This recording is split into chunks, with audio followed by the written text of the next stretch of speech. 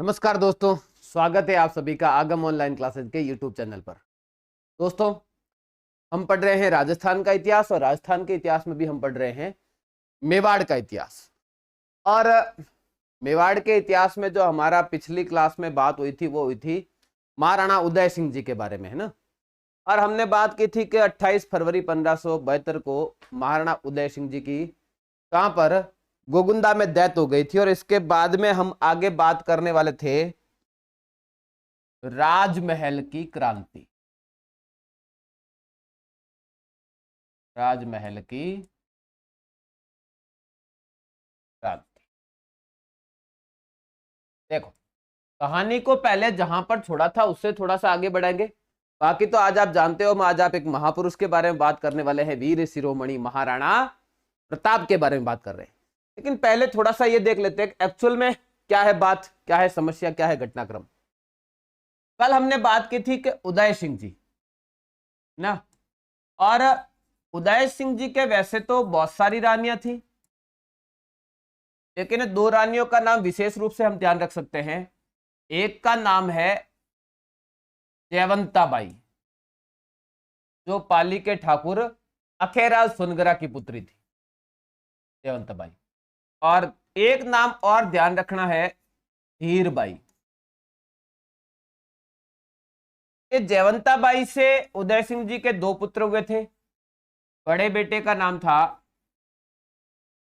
प्रताप सिंह और छोटे बेटे का नाम था शक्ति सिंह।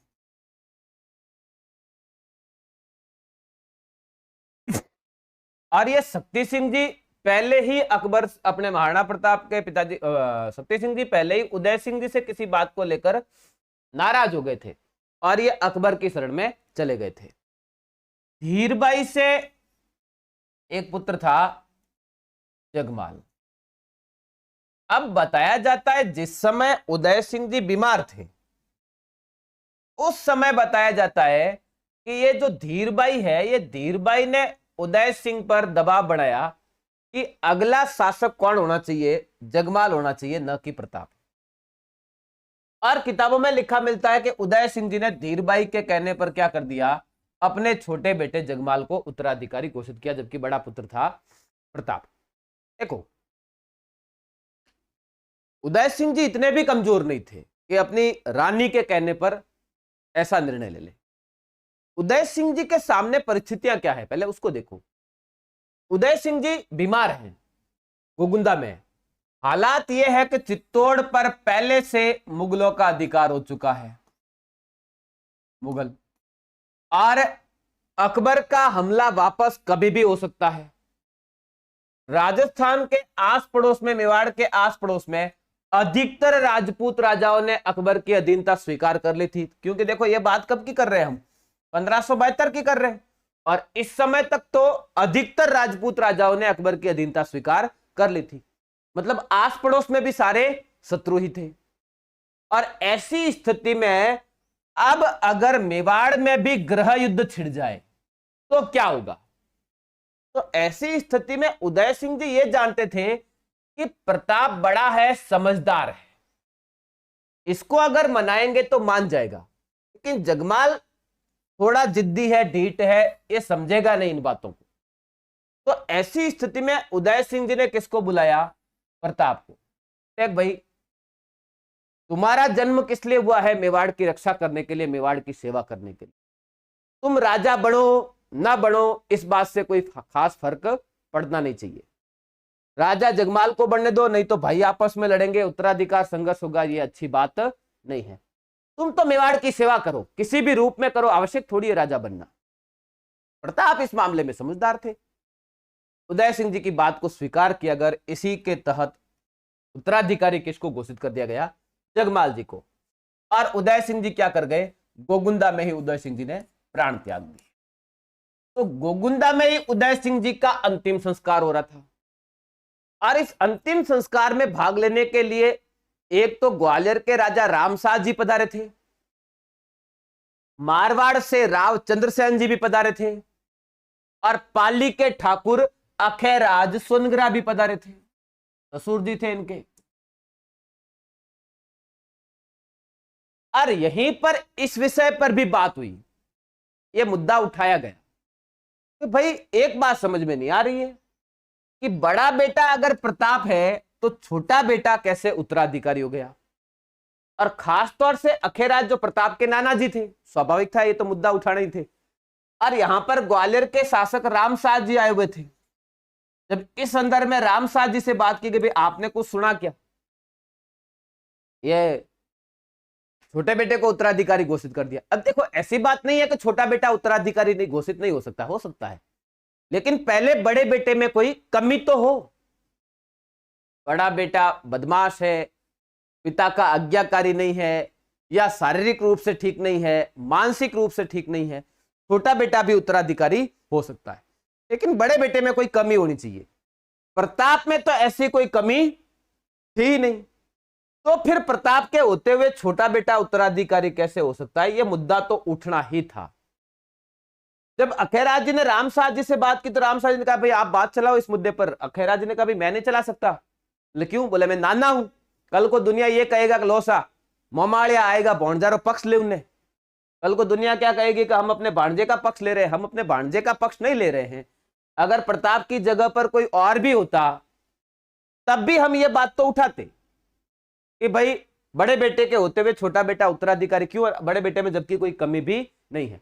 लेकिन फिर भी अब मैं ये मुद्दा उठाऊंगा तो दुनिया तो यही कहेगी कि लो साहब अखेराज जी अपने भांजे का क्या कर रहे हैं, पक्ष ले रहे हैं। ये अच्छी बात नहीं है। तो ऐसी स्थिति में आप ये बात उठा सकते हो क्योंकि आप तो सहयोगी हो, मित्र हो। रामसाज जी ने कहा बात ये आपके भी सही है, और ये मुद्दा उठाया रामसाज जी ने। बोले ये क्या चक्कर है भाई।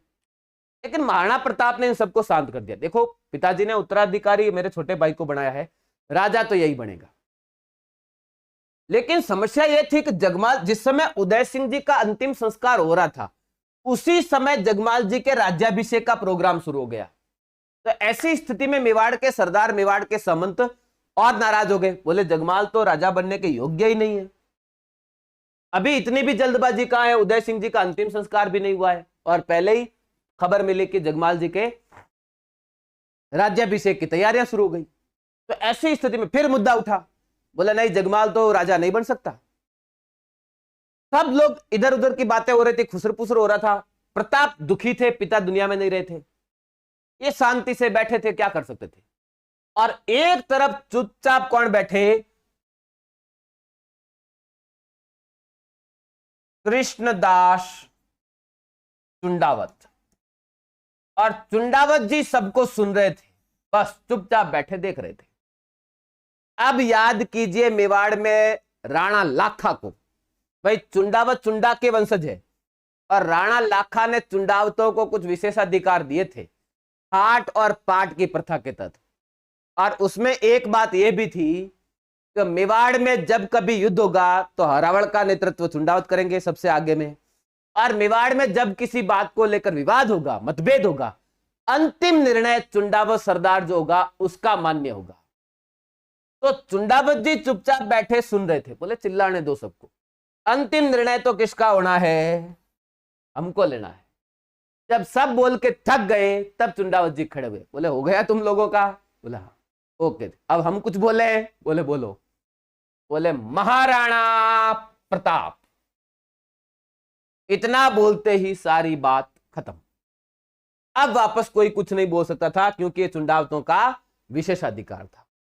इस प्रकार से कृष्णदास चुंडावत ने महाराणा प्रताप के कमर पर अपनी तलवार बांधकर प्रताप को मेवाड़ का शासक घोषित किया। और इस प्रकार से क्या होते हैं, महाराणा प्रताप राजा बनते हैं। तो ध्यान रहे महाराणा प्रताप उत्तराधिकार से राजा नहीं बने थे, ठाट और पाट की प्रथा के तहत कृष्णदास चुंडावत के कारण शासक बने थे।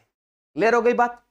अब हम बात करते हैं हम आज के हीरो की, वीर शिरोमणि महाराणा प्रताप। बात शुरू करें।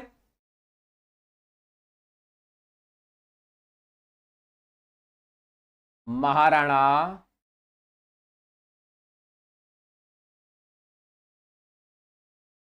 प्रताप सिंह प्रथम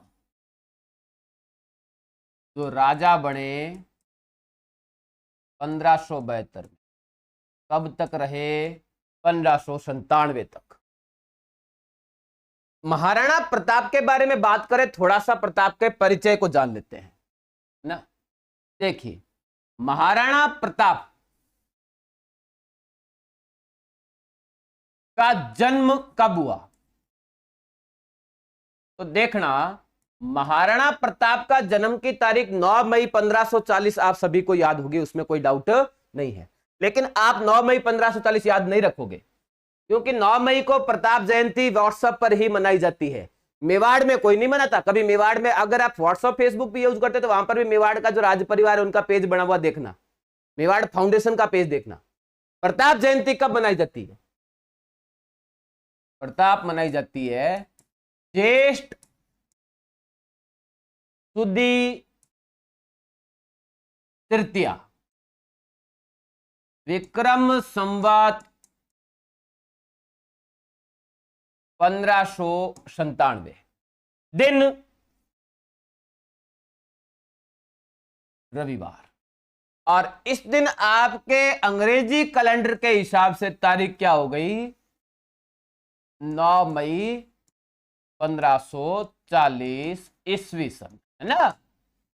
और ध्यान रहे, प्रताप जयंती है ज्येष्ठ शुक्ल पक्ष की तृतीया को, ज्येष्ठ शुद्ध तृतीया को। और इसी दिन क्या लगता है? प्रताप जयंती को ही हल्दी घाटी का मेला लगता है। हल्दी घाटी का मेला कब लगता है? प्रताप जयंती को। प्रताप जयंती कब? ज्येष्ठ शुद्ध तृतीया, विक्रम संवत 1597, रविवार, तारीख 9 मई 1540 ईस्वी सन। जन्म स्थान, जन्म कहां हुआ? तो ध्यान रखना, महाराणा प्रताप का जन्म बादल महल में। बादल महल कहां है? तो बादल महल है कटारगढ़ के परिसर में। और कटारगढ़ कहां है? कटारगढ़ है कुंभलगढ़ में। और कुंभलगढ़ कहां है?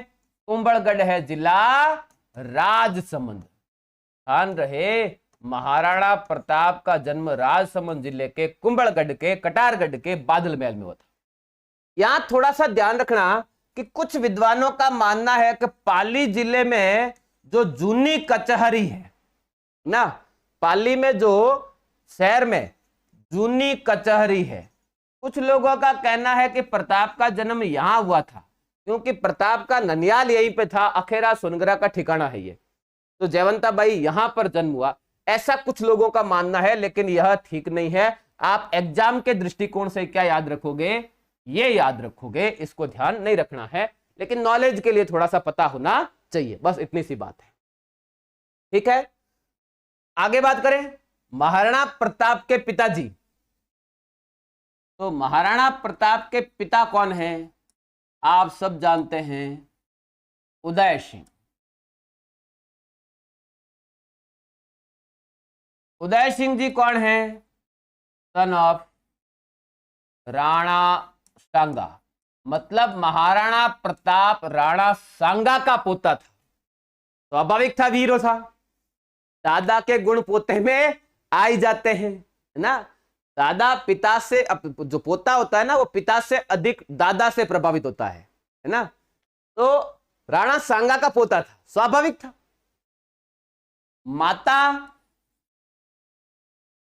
माता का नाम हम बार बार बात कर चुके हैं, जयवंता बाई।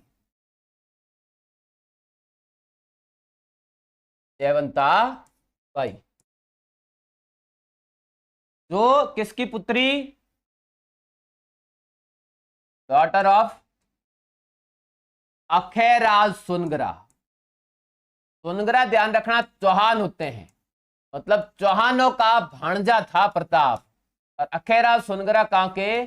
पाली, मतलब पाली वालों का क्या है? ये भांजा है। महाराणा प्रताप पाली वालों का भांजा है।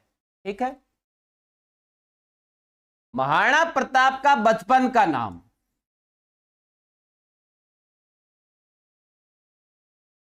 तो देखो, एक विद्वान है कर्नल जेम्स टॉड, उन्होंने बचपन का नाम बता दिया है राणा कीका।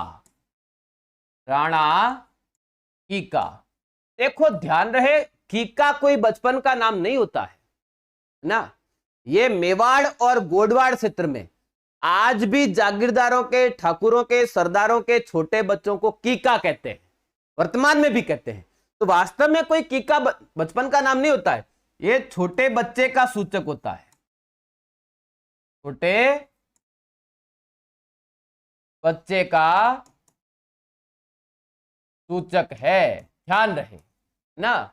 लेकिन फिर भी कर्नल जेम्स टॉड जी ने चूंकि लिख दिया है तो बचपन का नाम राणा कीका, तो आप ध्यान रख लो राणा कीका, बाकी राणा कीका कोई बचपन का नाम नहीं है।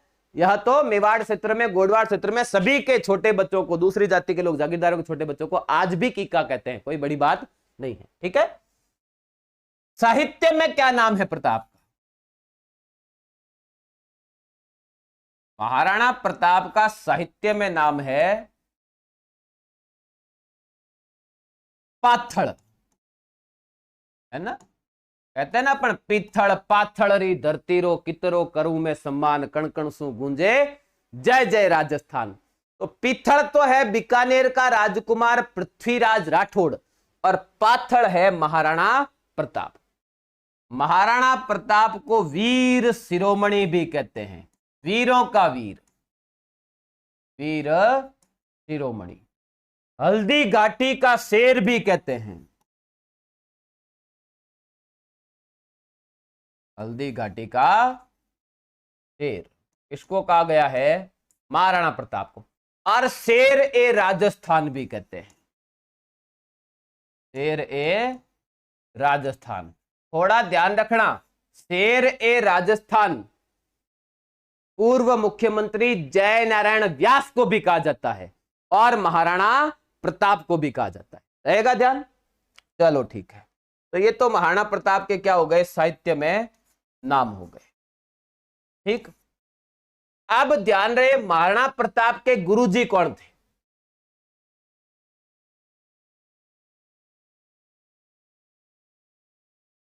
प्रताप के गुरु, गुरु कौन थे?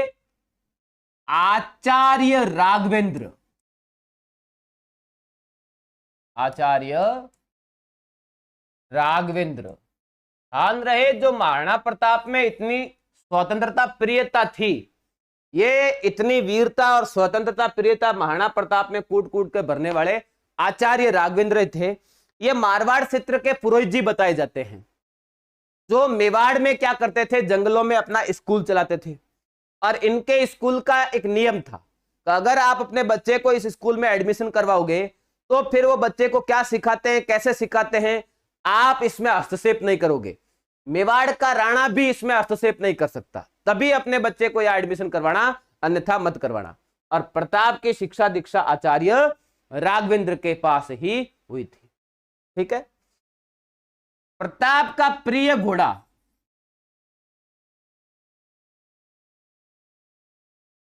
प्रिय घोड़ा, प्रताप के प्रिय घोड़े का नाम था चेतक। आजकल कुछ महापुरुष जो नए नए इतिहासकार हैं वो ऐसे भी लिखते हैं चेतक, है ना। उनका कहना क्या है कि चेतक के साथ में एक और घोड़ा घोटक, है ना, और एक घोड़ा बताया घोटक, एक घोड़ा और त्राटक, और ये जो तीनों घोड़े हैं ये काठियावाड़ी घोड़े हैं, गुजराती घोड़े थे, है ना। तो इनका कहना है कि चूंकि ये घोटक और त्राटक था तो इसका नाम भी चेटक होना चाहिए ना। ये ऐसा नहीं होता भाई, किसी एक भाई का नाम ऐसा है तो दूसरे का भी वो जरूरी हो क्या? एक भाई का नाम भोजराज है तो छोटे भाई का नाम देवराज होना जरूरी थोड़ी है, और बड़े का नाम इंद्रराज होना जरूरी थोड़ी है, आवश्यक थोड़ी है। बड़े का नाम इंद्र सिंह भी तो हो सकता है, छोटे का नाम भोजराज हो सकता है, आवश्यक थोड़ी है। खैर बना देते हैं आजकल चेतक से चेटक, है ना, अपना दिमाग लगाने वाले बहुत बैठे हैं। अच्छा ये बात ध्यान रखना, ये जो घोड़ा है काठियावाड़ी घोड़ा है ना, काठियावाड़ी घोड़ा है। और एक घोड़ा, इसके साथ में और एक घोड़ा था घोटक, एक था त्राटक। त्राटक तो बताया जाता है ट्रेनिंग के दौरान ही डेथ हो गई थी। और घोटक क्या कर दिया था, महाराणा प्रताप ने अपने छोटे भाई शक्ति सिंह को दे दिया था ना। और चेतक को इन्होंने स्वयं रख लिया था। क्लियर। महाराणा प्रताप के प्रिय हाथी कौन कौन से थे? तो दो हाथियों के नाम विशेष रूप से ध्यान रखना है। प्रिय हाथी। एक का नाम था राम प्रसाद, राम प्रसाद, और दूसरे का नाम था लूणा। ये महाराणा प्रताप के क्या थे? प्रिय हाथी थे। आगे बात करें, सवाल कभी पूछ ले महाराणा प्रताप की राजधानी कौन सी है? महाराणा प्रताप की राजधानी, तो देखो महाराणा प्रताप की राजधानी पूछे तो आप उत्तर करना चावंड। क्या करोगे? चावंड। चावंड वर्तमान में पड़ता है उदयपुर में ना। ये चावंडिया राजपूतों की नगरी है। प्रताप ने लूणा चावंडिया को परास्त करके 1585 में इसको राजधानी बनाई थी। इससे पहले प्रताप संचालन करता था कुंभलगढ़ से, तो कुंभलगढ़ भी प्रताप की राजधानी रही है, और कुंभलगढ़ को आप मेवाड़ की आपातकालीन राजधानी भी कह सकते हो। लेकिन कभी भी एग्जाम में प्रताप की राजधानी पूछे तो आपको उत्तर क्या कर देना है? चावंड कर देना है ना। उसके बाद में महाराणा प्रताप का राज्याभिषेक, प्रताप का राज्याभिषेक, प्रताप का राज्याभिषेक कब हुआ? 28 फरवरी 1572 में, लगभग 32 वर्ष की आयु में, 28 फरवरी 1572 को। कहां पर हुआ? तो महादेव जी की बावड़ी, महादेव जी की बावड़ी। महादेव जी की बावड़ी कहां? गोगुंदा। और वर्तमान में गोगुंदा कहां? उदयपुर। यहां पर ध्यान रखना, प्रताप का राज्याभिषेक 2 बार हुआ है। वापस विधिवत राज्याभिषेक, विधिवत राज्याभिषेक। तो महाराणा प्रताप का विधिवत राज्याभिषेक हुआ था कुंभलगढ़ में। मैंने कहा ना अभी थोड़ी देर पहले, तो महाराणा प्रताप ने प्रारंभ में शासन कहां से चलाया? कुंभलगढ़ से चलाया था। तो 2 बार राज्याभिषेक हुआ। आप विशेष रूप से एग्जाम के दृष्टिकोण से गोगुंदा को ध्यान रखो, विशेष रूप से एग्जाम के दृष्टिकोण से। जब भी आपसे एग्जाम में पूछे प्रताप का राज्याभिषेक कहां हुआ और ऑप्शन में अगर गोगुंदा है तो आप उत्तर क्या करोगे? गोगुंदा ही करोगे। लेकिन अगर गोगुंदा नहीं है और कुंभलगढ़ लिखा हुआ है तो ध्यान रखना महाराणा प्रताप का विधिवत राज्याभिषेक पुनः कहां पर हुआ था? कुंभलगढ़ में हुआ था, है ना। 3 दिन बाद, 1 मार्च को। हाँ 1 मार्च 3 दिन बाद, क्या दूसरे दिन हो गया ना 8 फरवरी के बाद, तो है ना। तो ध्यान रखना विधिवत राज्याभिषेक कहां हुआ? कुंभलगढ़ में हुआ था। ठीक है, ओके। यहीं पर लिख देते हैं कि प्रताप की मृत्यु कब हुई थी? प्रताप की मृत्यु, तो देखो प्रताप की मृत्यु हुई थी 19 जनवरी 1597। कहां पर हुई? चावंड में। कहां पर हुई? चावंड में। और प्रताप की छतरी कहां बनी हुई है? प्रताप की छतरी, तो प्रताप की छतरी चावंड से 3 मील की दूरी पर एक जगह है बांडोली। बांडोली, ये बांडोली में हुई थी। बांडोली कहां पड़ता है? चावंड, उदयपुर में। चावंड के पास। कितने खंभों की छतरी है? 8 खंभों की छतरी। कितने खंभों की छतरी है? 8 खंभों की। ध्यान रखना, जनरली हम प्रताप के एक पुत्र का नाम जानते हैं, अमर सिंह जी का। महाराणा प्रताप के 17 पुत्र बताए गए हैं ना, और 11 विवाह हुए थे ना। प्रमुख रानियों की बात करें,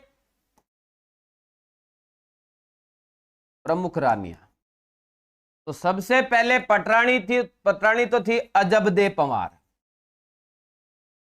अजबदे पंवार। इसके अलावा एक नाम और ध्यान रखना, फूल कंवर। राठौड़ी रानी थी फूल कंवर। ठीक है, ये 2 रानियों का नाम ध्यान रखोगे। वैसे उनके 11 रानियां थी महाराणा प्रताप के। ठीक है, ये हो गया महाराणा प्रताप का बायोडाटा। अब जिस समय उदय सिंह जी बेड पर थे, तब अकबर भी तो अपना ध्यान रखेगा कि भाई मेवाड़ के क्या हालचाल है ना। अगर कभी ऐसा हो जाए कि चुनाव हो रहे हैं भारत में, तो पाकिस्तान भी ध्यान रखेगा कि अगला प्रधानमंत्री कौन बनेगा, है ना, स्वाभाविक है ना, बात तो होगी। तो अकबर भी नजर तो गड़ाए बैठा था कि भाई मेवाड़ में क्या चल रहा है। किसी ने खबर दी भाई मेवाड़ में उदय सिंह जी तो बेड पर आ चुके हैं, कभी भी जा सकते हैं। तो चर्चा चल रही थी भाई अगला राजा कौन बन सकता है। तो वहां पर जैसलमेर का राजकुमार था राव सुरतन, उसने कहा कौन क्या बन सकता है, मेरा भांजा बनेगा जगमाल, और कौन बनेगा है। और वहीं अकबर के दरबार में बीकानेर का राजकुमार था पृथ्वीराज राठौड़, जिसको साहित्य में कहते हैं पित्थड़। यह भी उस समय अकबर के ही दरबार में बैठा था। और इसने कहा भाई दुआ करो। अकबर ने सुन लिया, ऐसा कैसे बोल रहा भाई दुआ करो। बोला नहीं कुछ नहीं कुछ नहीं। अरे बोले बताओ तुमने कुछ तो बोला है। बोला कुछ नहीं बोला है, बोला यह है कि दुआ करो कि अगला राजा कौन बने, जगमाल बने। बोले क्यों? बोले क्योंकि जहां तक मैं जानता हूं उदय सिंह जी के बड़े बेटे का नाम है महाराणा प्रताप, और अगर प्रताप का राज्याभिषेक हो गया, प्रताप राजा बन गया, तो फिर आप एक बार के लिए मेवाड़ को भूल जाना। बोले क्यों? बोले जहां तक मैं जितना महाराणा प्रताप के बारे में सुना है, जितना प्रताप को जानता हूं, एक वीर योद्धा है, वो कभी भी मुगलों की अधीनता स्वीकार नहीं करेगा, और जगमाल बन गया तो आपकी टेंशन खत्म हो जाएगी। अच्छा ठीक है। फाइनली अकबर को खबर मिली कि प्रताप दुनिया में नहीं रहे, अपना सॉरी उदय सिंह जी दुनिया में नहीं रहे। कौन बना अगला राजा? बोले अगला राजा बना प्रताप। बड़ा झटका, लोग तो मुगल तो डरे हुए थे क्योंकि प्रताप की ख्याति बहुत सुन रखी थी। तो ऐसी स्थिति में अकबर ने कहा कोई बात नहीं, वीर है, योद्धा है, यही तो बात है। बोले हाँ बहुत वीर है वो, कोई बात नहीं, अकबर वीरों का सम्मान करता है, अकबर वीरों का सम्मान करता है। अच्छी बात है कि कौन बना? प्रताप बना। जाओ प्रताप से बात करो कि अकबर प्रताप से दोस्ती करना चाहता है, मित्रता करना चाहता है। ठीक है, तो प्रताप से बात करने के लिए अकबर ने क्या किया, अपना एक आदमी भेज दिया जिसका नाम था जलाल खां कोरची। जलाल खां कोरची 1572 में ये भाई साहब आ गए थे, नवंबर की बात है। आए सीधे प्रताप से मिले, सीधा वही डायलॉग, अकबर आपसे दोस्ती करना चाहता है। प्रताप ने कहा अरे भाई बहुत दूर से आया है, थका आ रहा, रेस्ट कर ले थोड़ी देर, इतनी जल्दबाजी क्या है, आराम करो थोड़ी देर। इनको बढ़िया गेस्ट हाउस में ठहराया गया। हाथों हाथ प्रताप ने एक इमरजेंसी मीटिंग बुला ली, अपने सारे साथियों को बुलाया, सारे सरदारों को बुलाया, और मेवाड़ में जितनी भी जातियां थी उनके भी नेताओं को, प्रतिनिधियों को बुलाया। Emergency meeting. बोलो क्या हुआ? बोले देखो अकबर का दूत आया है, दोस्ती करना चाहता है। संदेशा यह है कि अकबर दोस्ती करना चाहता है, और अकबर की दोस्ती का मतलब आप भी जानो और मैं भी जानूं। क्या करें, दोस्ती करें कि नहीं करें? भाई अकबर से दोस्ती का मतलब अकबर की अधीनता स्वीकार करना। लोगों ने कहा आपने क्या सोचा है? बोले भाई मुझे सोचना होता तो तुम्हें क्यों बुलाता, मैं राजा हूं, और राजा का कोई भी निर्णय व्यक्तिगत नहीं हो सकता है, कोई भी फैसला व्यक्तिगत नहीं हो सकता, इसीलिए तो मैंने आप लोगों को बुलाया, आप जो सलाह दोगे वो कर लूंगा। और दूसरी बात कि प्रताप को तो राजा ही आप लोगों ने बनाया है। अच्छा आप राजा हैं इसलिए सारी समस्या है, और आपको तो राजा भी हम नहीं बनाए। बोले हाँ। बोले हमने आप लोग राजा बनाया तो हम आपको राजा के पद से हटा भी सकते हैं। बोले प्रताप को ना राजा बनने की कोई खुशी है और ना पद छोड़ने का कोई गम, जब कहोगे पद छोड़ देंगे। तो ठीक है हम राजा किसी और को बनाएंगे, बताओ अब क्या सोचा? प्रताप ने कहा आप मुझे राजा बना भी सकते हो और पद से हटा भी सकते हो, लेकिन प्रताप राणा सांगा का पोता है, यह आप कभी हटा नहीं सकते। और राणा सांगा का पोता बिना लड़े ही सिर झुका दे, इसकी कोई संभावना ही नहीं है। शाबाश, आप सांगा के पोते हैं? बोले हाँ। बोले हम सांगा के पोते तो नहीं है, लेकिन उसी मिट्टी में पैदा हुए जहां सांगा पैदा हुआ। बोले मतलब? बोले मतलब क्या, लड़ेंगे? बोले सोच लो, अकबर से लड़ने की बात हो रही है। जान रहे, अकबर इस समय दुनिया का सबसे शक्तिशाली व्यक्ति था, दुनिया का सबसे अमीर व्यक्ति था। बोले अब राणा जी उकड़ में ही मात तो देनो, धमचो ही डरनो, जो होगा देखा जाएगा। प्रताप तो मन में यही चाहते थे। अब देखो, प्रताप को कोई चिंता नहीं थी, कोई डर नहीं था, क्योंकि जिसके साथ जन समर्थन होता है ना, देखो प्रताप ये अच्छी तरह से जानता था कि भविष्य में उसका भी मूल्यांकन होगा, और कुछ मूर्ख ऐसे भी पैदा होंगे भारत में जो प्रताप के संघर्ष को लेकर भी प्रश्न चिन्ह खड़ा करेंगे और कहेंगे कि अकबर के नेतृत्व में भारत का एकीकरण हो गया था, तो प्रताप ने रोड़ा क्यों फंसाया? उसको भी संधि कर लेनी थी, अपनी जनता के हितों का ध्यान रखना था, जनता की खुशियों का ध्यान रखना था। बात ऐसे नहीं होती है। स्वाभिमान नाम की कोई चीज होती है, स्वतंत्रता ना। कोई आपके घर पे आए और आपको कहे कि आप मेरी अधीनता स्वीकार करो, मैं आपके घर को बढ़िया रंग रोगन करा दूंगा, आपके घर को बढ़िया महल बना दूंगा। इस लालच में हम किसी की गुलामी स्वीकार नहीं कर सकते। हमारा खुद का झोपड़ा भी है, वो बढ़िया है, लेकिन स्वतंत्र है। और गुलामी की अगर महल भी है, वो किसी काम का नहीं है, उसमें सुख नहीं है। प्रताप का यही सिद्धांत था। तो स्वाभिमान नाम की भी कोई चीज होती है। कुल मिला के बात एकदम आके प्रताप ने जलाल खान कोर्ची को बोला, भाई जाओ और बोल दो अकबर से हमारी आपकी दोस्ती नहीं हो सकती। जलाल खान कोर्ची ने सपने में भी नहीं सोचा था कि प्रताप ऐसा जवाब देगा। भाई दुनिया का सबसे अमीर आदमी कह रहा है मुझे आपसे दोस्ती करनी, सबसे बड़ा आदमी कह रहा है मुझे आपसे दोस्ती करनी, और प्रताप मना कर रहा है, तो बड़ी बात थी ना। जलाल खान कोर्ची ने कहा, तुम जानते हो तुम क्या बोल रहे हो, सोचा है, समझ तो रहे हो? बोले मैं जानता हूं, तू भी जान ले, नहीं हो सकती, अब जाओ वापस। जलाल खान वापस आया अकबर के पास, बोले बादशाह, बोले क्या? उसने तो मना कर दिया। बोले मना कर दिया? शाबाश, जैसा सुना जैसा सोचा वैसा ही पाया, वाकई में वीर है, और ऐसा वीर तो हमारे दरबार में होना ही चाहिए। कोई बात नहीं, तेरे से बात बढ़ी नहीं, तेरे को बात करनी आई नहीं। किसको रवाना किया? आमेर के राजकुमार मान सिंह जी। देखो मान सिंह जी इस वक्त गुजरात गए हुए थे, और मान सिंह अकबर का सबसे विश्वसनीय मोहरा है, ध्यान रखना। बहुत ही वीर और बहुत ही चतुर थे मान सिंह जी, है ना। आज मान सिंह जी का मूल्यांकन कैसे होता है ये अलग बात है। हम जब कच्छा वंश का इतिहास पढ़ेंगे वहां पर मान सिंह के बारे में विस्तार से जानेंगे। बहुत विशेष कैरेक्टर है ये ना। तो किसको भेज दिया? मान सिंह जी को। मतलब गुजरात से आ ही रहे हो, रास्ते में आते आते किससे मिलते आओगे? अपने महाराणा प्रताप से भी मिलकर आओगे। तो बात थी जून 1573 की। प्रताप के आयु से देखा जाए तो मान सिंह आयु में प्रताप से पूरे 10 साल छोटा था। महाराणा प्रताप का जन्म 1540 में हुआ और मान सिंह का जन्म 1550 में हुआ था। आयु में 10 साल छोटा था। इनको भेज दिया, ये आए प्रताप से मिलने। अब देखो पॉलिसी क्या कहती है, नीति क्या कहती है। जब एक राजा मिलने आए तो उससे मिलने के लिए राजा जाए, विदेश मंत्री मिलने आए तो उससे मिलने विदेश मंत्री जाए। तो एक्चुअल में बताया जा रहा है बैठक तय हुई थी उदय सागर झील की पाड़ पर, और वहां पर चूंकि मान सिंह क्या है, राजकुमार है। राजा इस समय आमेर का भगवंत दास था, और वो भी स्वतंत्र राजा नहीं था, अकबर के अधीन था। तो ऐसे में प्रताप का कहना है कि मैं मान सिंह से मिलने नहीं जाऊंगा, राजकुमार आया है तो अब राजकुमार जाएगा।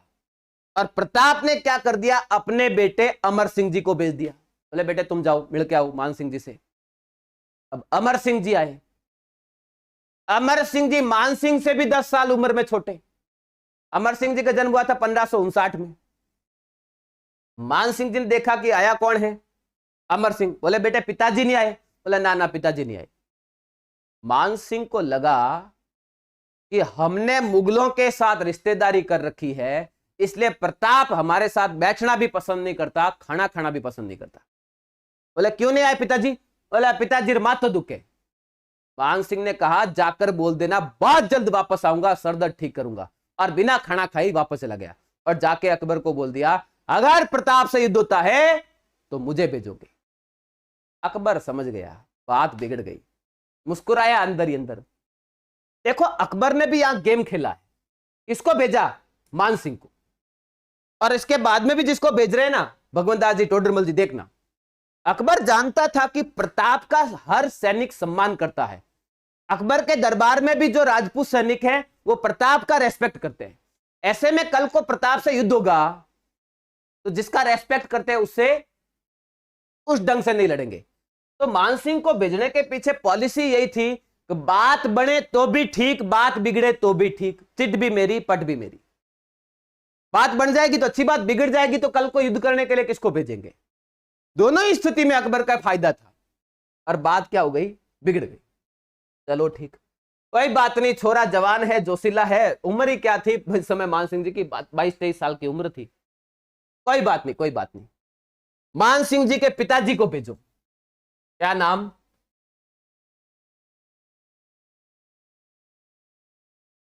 भगवंत दास।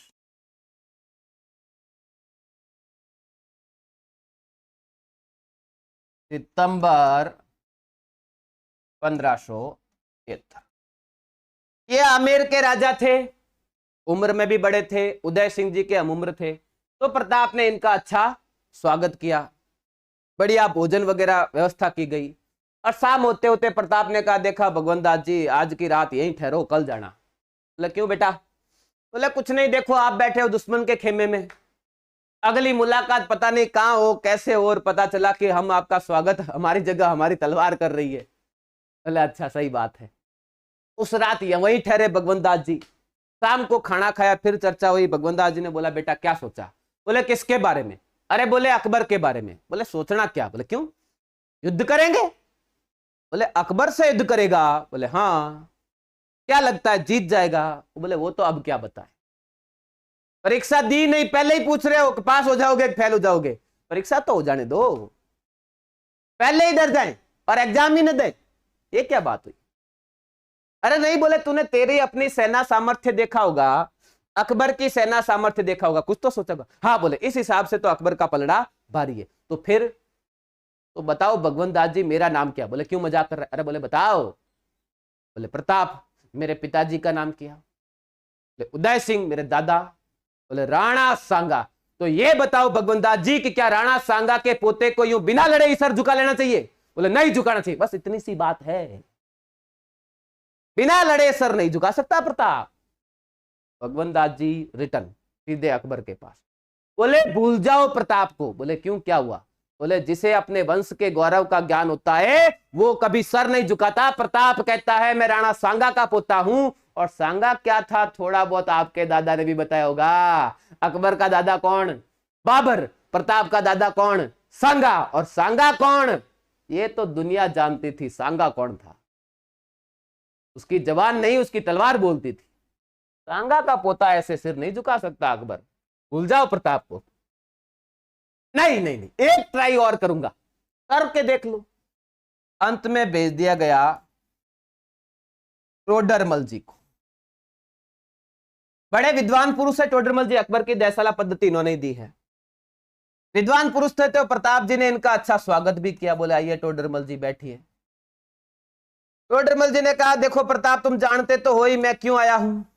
प्रताप ने कहा देखो टोडरमल जी आप जानते तो हो ही मेरा जवाब क्या है। बोले हाँ, तो फिर बस चाय पानी पियो और निकलो। तो इस प्रकार से अकबर ने प्रताप को समझाने के लिए कितने 4 बार दूत भेजे, है ना। तो ये क्या थे? अकबर द्वारा भेजे गए शिष्टमंडल। ओके, बात हो गई। कुल मिला के चारों के चारों मंडल फेल हो गए। बात थी 1576 की, जगह अजमेर।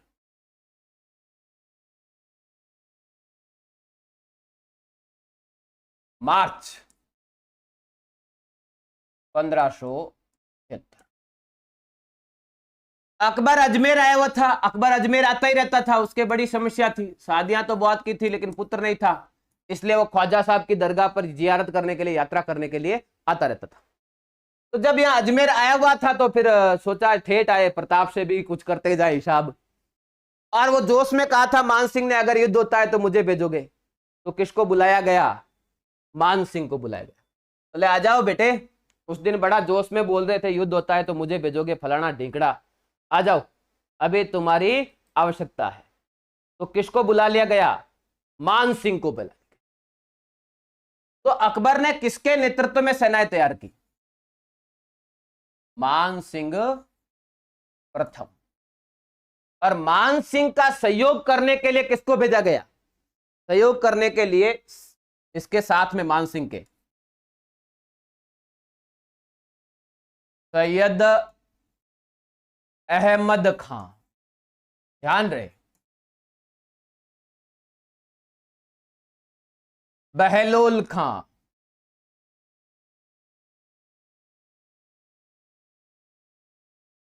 बहलोल खां,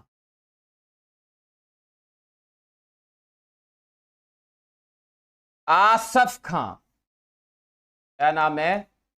आसफ खां, हाशिम खां,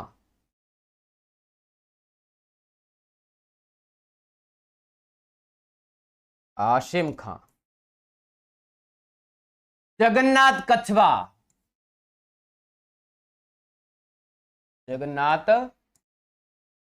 कछवा, माधो सिंह ना, ये भी कछवा ही था, मान सिंह के रिश्ते में भाई लगते थे ना, जगन्नाथ कछवा, माधो सिंह। और जो अकबर का जो चंदावड़ का नेतृत्व है वो कौन कर रहे थे? ये जगन्नाथ कछवा और माधो सिंह ही कर रहे थे ना। इसके अलावा मुल्ला काजी, मुल्ला काजी,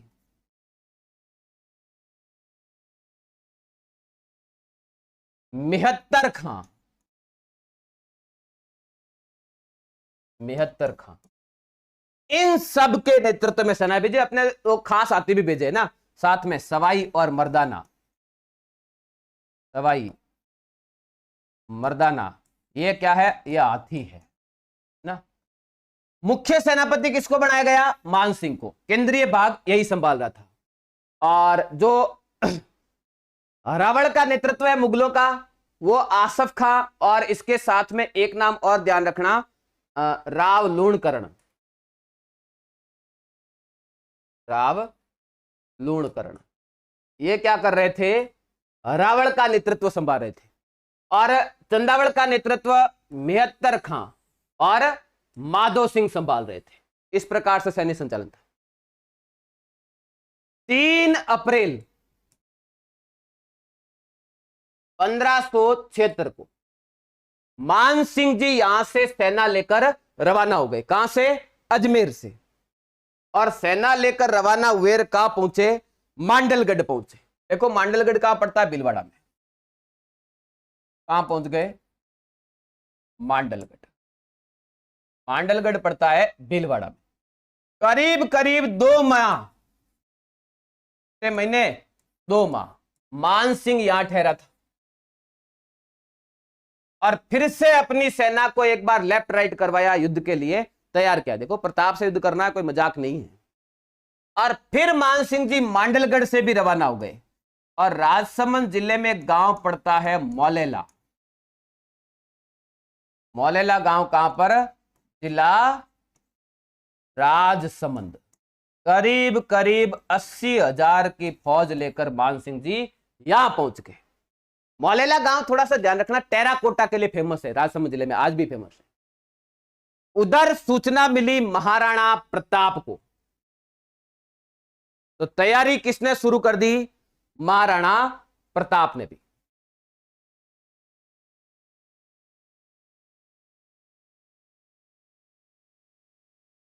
अब देखो प्रताप ने किसके नेतृत्व में तैयारी की, तो पहले एक बार बता दूं फिर बताऊंगा सैन्य संचालन कैसे हुआ, है ना। हकीम खां सूरी कृष्णदास चुंडावत, मानसिंह सोनगरा,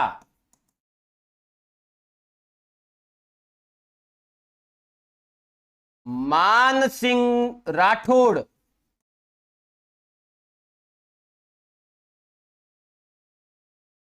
झाला मानसिंह। ध्यान रखना, प्रताप की सेना में 3 मानसिंह थे। झाला मानसिंह, झाला बीदा,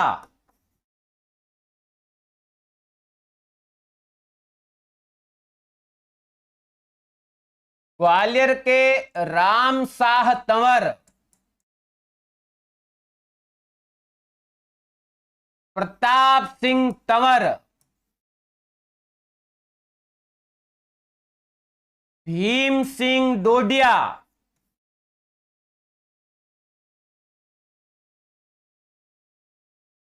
आचार्य राघवेंद्र,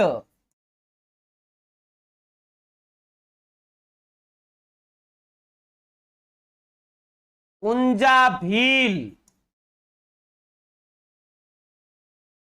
गोपीनाथ पुरोहित,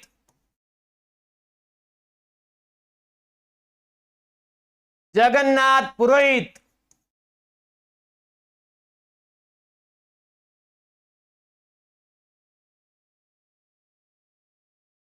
शिवदास चारण, शिवदास और फतेहकरण चारण, ताराचंद और भामाशाह, ये व्यापारी थे। वैसे ये कुछ प्रमुख प्रमुख नाम लिखे अपन ने। इनके नेतृत्व में महाराणा प्रताप ने भी अपनी सेना तैयार करी और सेना लेकर ये राजसमंद जिले में ये गांव है लोसिंग गांव। कौन सा जिला? राजसमंद जिला। एक तरफ मौलेला गांव जहां पर मानसिंह, दूसरी तरफ लोसिंग गांव जहां पर महाराणा प्रताप। महाराणा प्रताप की सेना में देखो हकीम खां सूरी मुख्य सेनापति है ना। सैन्य संचालन कैसा था आगे बात करेंगे अपन। हकीम खां सूरी, कृष्णदास चुंडावत, मानसिंह सोनगरा, मानसिंह राठौड़, झाला मानसिंह, झाला बिद्दा, रामसा तंवर, प्रताप सिंह तंवर, कृष्ण भीम सिंह डोडिया, आचार्य राघवेंद्र, पुंजा भील, गोपीनाथ पुरोहित, जगन्नाथ पुरोहित, शिवदास, फतेहकरण चारण, ताराचंद और भामाशाह व्यापारी। और इधर इसी तरह सेना लेकर कौन आ चुका था? मानसिंह भी सेना लेकर आ चुका था ना। और ये जो मौलेला और लोसिंग गांव के बीच का एरिया है, ये अरावली पर्वतमाला के बीच में और पतली और संकड़ी घाटी है। मिट्टी यहां की पीली है, इसलिए इसको कहते हैं हल्दी। 80,000 की फौज अकबर की सेना में और 20,000 की फौज प्रताप की सेना में, मतलब सेना का अनुपात 1:4। और ये आंकड़ा दिया है कवि राजा श्यामल दास ने। किसने दिया है? कवि राजा श्यामल दास ने। श्यामल दास जी का ग्रंथ कौन सा है? वीर विनोद। ध्यान रखना, श्यामल दास जी मेवाड़ के राणा सज्जन सिंह के दरबारी विद्वान थे। उन्हें कवि राजा की उपाधि सज्जन सिंह जी ने दी थी। इन्होंने ये आंकड़ा दे रखा है। अच्छा, यहां पर ध्यान रखना, इस युद्ध का आंखों देखा वर्णन। तो अकबर की सेना में और एक महापुरुष था। अपन ने यहां लिखा कि नहीं लिखा? और एक महापुरुष बदायूनी है ना, बदायूनी। ये यहां पर लिख देता हूं वापस एक बार मैं, बदायूनी।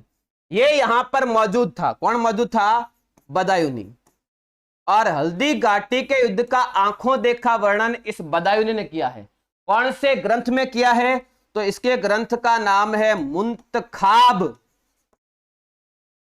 उत्ता तवारीख। इस ग्रंथ में किया है। तो हल्दी घाटी के एक तरफ तो महाराणा प्रताप और दूसरी तरफ मानसिंह। क्या हुआ? कैसे हुआ? कैसे मानसिंह का युद्ध का संचालन हुआ? कैसे प्रताप के युद्ध का संचालन हुआ? प्रताप की सेना में हरावड़ में कौन थे? प्रताप की सेना में चंदावड़ में कौन थे? दाएं भाग में कौन थे? बाएं भाग में कौन थे? केंद्र में कौन थे? युद्ध का घटनाक्रम क्या हुआ और युद्ध के बाद क्या हुआ? ये तो जानने के लिए कल की क्लास देखें। तो दोस्तों आज के लिए इतना ही। आशा करता हूं आपके लिए क्लास उपयोगी सिद्ध होगी, आपको पढ़ने में मजा आ रहा है, आप अच्छे नोट्स बना रहे हैं, और मैं ये भी आशा करता हूं कि अगर आपको क्लास अच्छी लग रही है तो आप क्लास को शेयर अधिक से अधिक करेंगे, अधिक से अधिक लोगों को जोड़ेंगे। तो दोस्तों आज के लिए इतना ही। क्लास अच्छी लगी हो तो क्लास को शेयर करें, वीडियो को लाइक करें और अधिक से अधिक लोगों को चैनल से जोड़े, सब्सक्राइब करवाएं। धन्यवाद।